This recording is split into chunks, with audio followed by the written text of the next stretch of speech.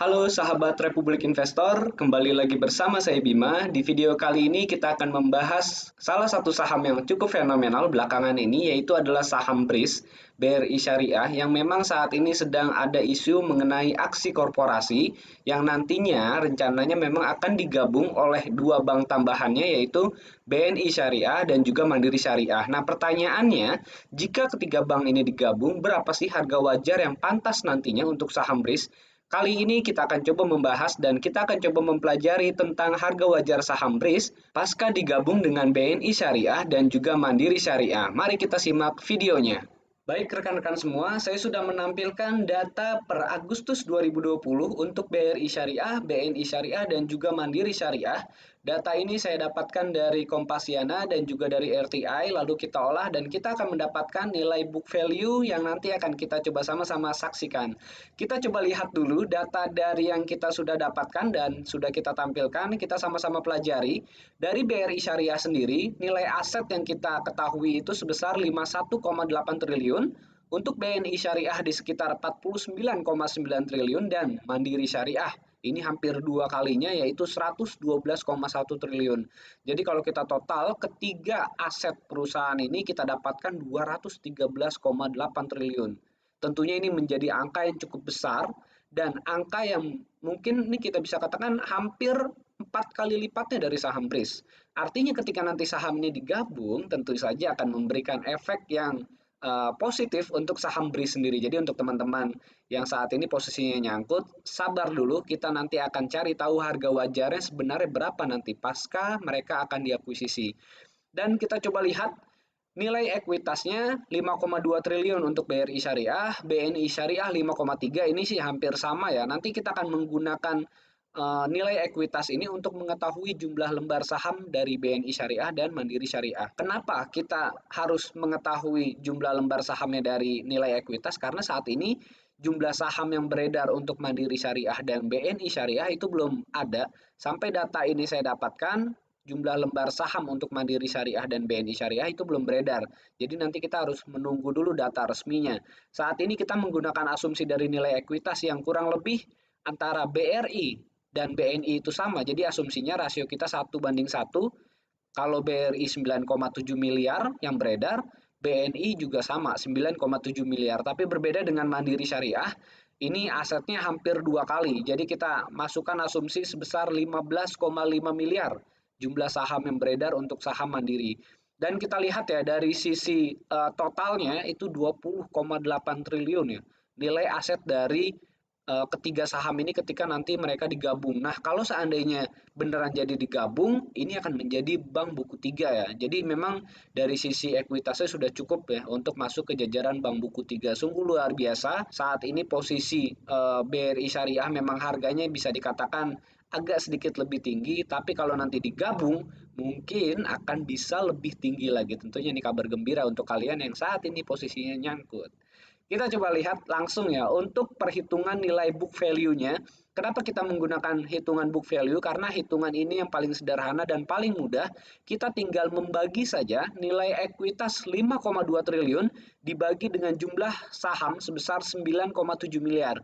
Kita tinggal bagi dan kita akan mendapatkan nilai book value. Nilai book value ini nilai wajarnya. Jadi kita baru bicara nilai wajar. Tidak berarti ya setiap saham itu dihargai di harga wajar. Kadang-kadang kan ada yang lebih tinggi. Seperti saham BCA itu dihargai sudah tidak wajar. Saham Unilever dihargai juga sudah tidak wajar. Jadi kita akan menilai dari BRI Syariah nilai wajarnya dulu. Nanti kita akan asumsikan dengan nilai yang ada pertambahan ya. Nanti kita akan coba lihat perhitungannya dengan mengasumsikan induk usahanya. Jadi nanti kita akan memperhitungkan juga nilai BRI, BNI, dan Mandiri sebagai induknya kira-kira nanti bisa berpengaruh banyak nggak untuk anak-anak usahanya. Kita coba lihat untuk BRI Syariah, setelah kita hitung antara ekuitas dan jumlah sahamnya, kita akan mendapatkan angka sebesar Rp536 per lembar saham. Bayangkan, mungkin saat ini harganya itu kan sudah di atas 1.000, artinya sudah 100% lebih mahal dibandingkan dengan nilai wajarnya.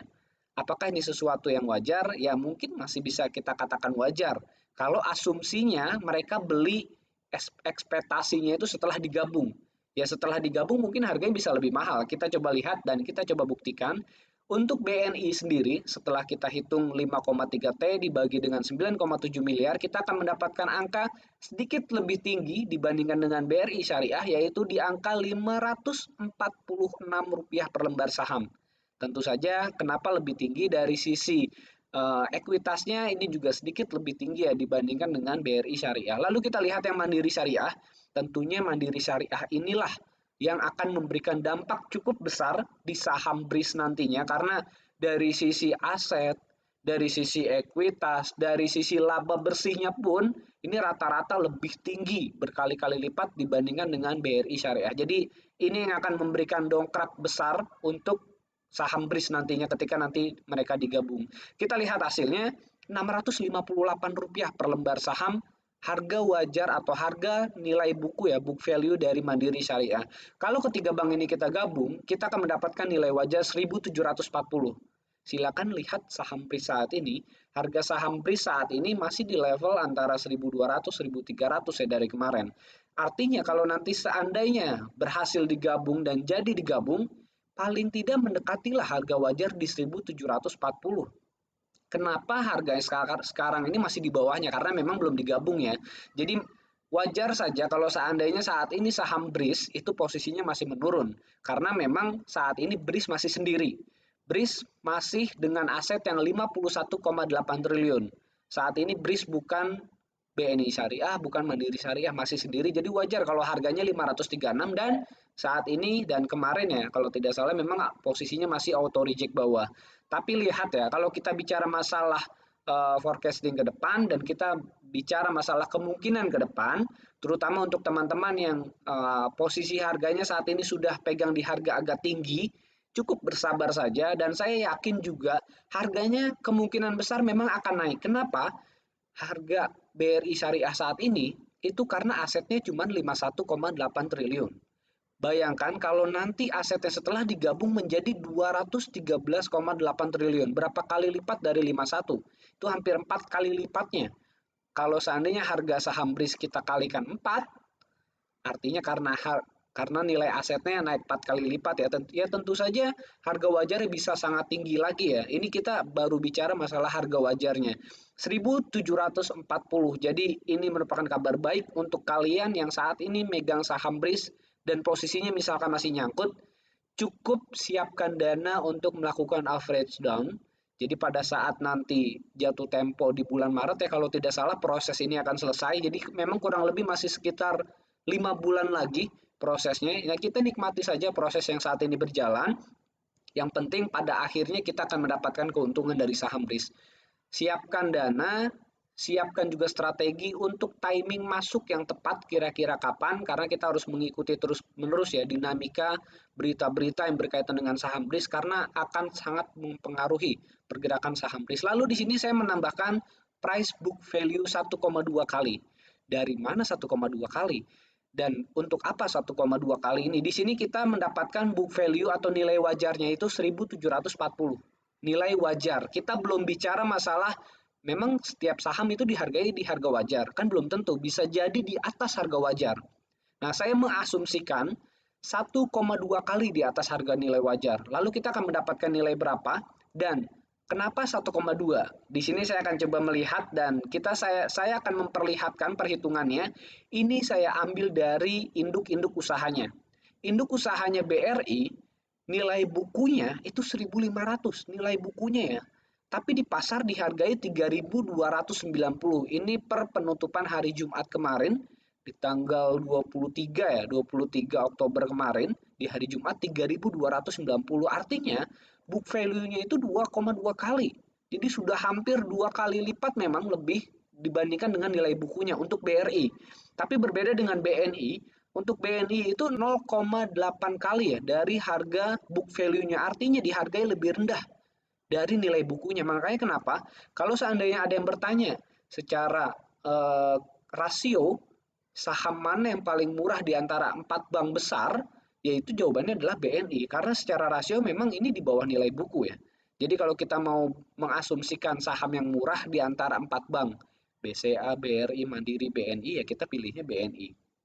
Tapi kita coba kesampingan itu dulu, kita akan lanjut menghitung nilai price book value untuk ketiga bank ini. Lalu untuk Mandiri, kita mendapatkan 1,4 kali nilai bukunya 3.800, tapi last price-nya ini 5.550. Jadi 1,4 kali price book value-nya ya dari Bank Mandiri. Dan saya rata-ratakan BRI, BNI, Mandiri saya rata-ratakan. Kenapa saya rata-ratakan? Ini untuk mendapatkan nilai yang ideal saja. Karena kan kita nanti akan menggunakan price book value ini untuk menghitung nilai tambah dari saham BRIS. Jadi bukan untuk harga wajarnya tapi nilai tambahnya. Karena kan setiap saham kadang-kadang dihargai lebih mahal dari harga wajarnya. Saya ambil 1,2 kali mengikuti dari induk usahanya BRI, BNI, dan Mandiri. Jadi saya pikir ini cukup fair dan cukup ideal untuk menghitung nilai tambah atau price book value-nya untuk saham BRIS nantinya ketika digabung. Setelah saya hitung dengan 1,2 kali dari PBV-nya, kita akan mendapatkan angka 2088 untuk saham BRIS ketika nanti sudah diakuisisi atau ketika nanti sudah digabung. 2088 ini harga nilai tambah ya, price book value ya 1,2 kali saya pikir bukan angka yang terlalu tinggi dan bukan angka yang dibuat-buat juga, karena itu kita berdasarkan ketiga induk usahanya BRI, BNI, dan Mandiri, dan memang kita dapatkan 1,2 kali. Bahkan kalau kita hanya mengambil dari BRI, itu kita harus tulis angka PBV-nya itu 2,2 kali. Tapi kita ya ambil rata-ratanya saja 1,2 kali dan kita mendapatkan angka di 2088. Baik, mungkin ini kabar gembira dan memang suatu hal yang diminati ya oleh pemegang saham BRIS saat ini, karena memang tentunya kita sangat berharap saham BRIS saat ini bisa naik lebih tinggi lagi, mengingat memang bank syariah yang diharapkan di Indonesia ini bisa menjadi 10 besar ya di dunia, dan kita berharap hal itu bisa terjadi dan semoga saja hal ini bisa terus meningkatkan masyarakat akan bank syariah di Indonesia. Nanti kita akan pelajari lebih lanjut lagi mengenai bank syariah ini. Dan untuk teman-teman semua, jika memang memiliki perhitungan yang memang bisa kita diskusikan, bisa kita coba hitung kembali, bisa kita pelajari bersama, silakan teman-teman bisa tulis di kolom komentar. Nanti kita akan coba saling berdiskusi, siapa tahu memang dari teman-teman semua ada informasi yang cukup menarik mengenai saham BRIS. Nanti kita tunggu lagi ya, sampai di bulan Maret nanti, semoga saja memang di tahun 2021 menjadi tahun yang baik untuk BRI Syariah. Untuk sekarang, teman-teman yang punya saham BRIS, harap bersabar, saya yakin akan ada peningkatan ya untuk saham BRIS, karena ya itu tadi ya, total aset dari 51 akan menjadi 213,8 triliun. Silakan teman-teman bisa kembali mempelajari dan nanti kita akan kembali berdiskusi di kolom komentar. Kalau kalian suka silakan bisa langsung like video ini dan jangan lupa di-subscribe dan di-share ke teman-teman kalian jika memang teman kalian punya saham BRIS. Terima kasih dari saya cukup, semoga bermanfaat. Salam cuan.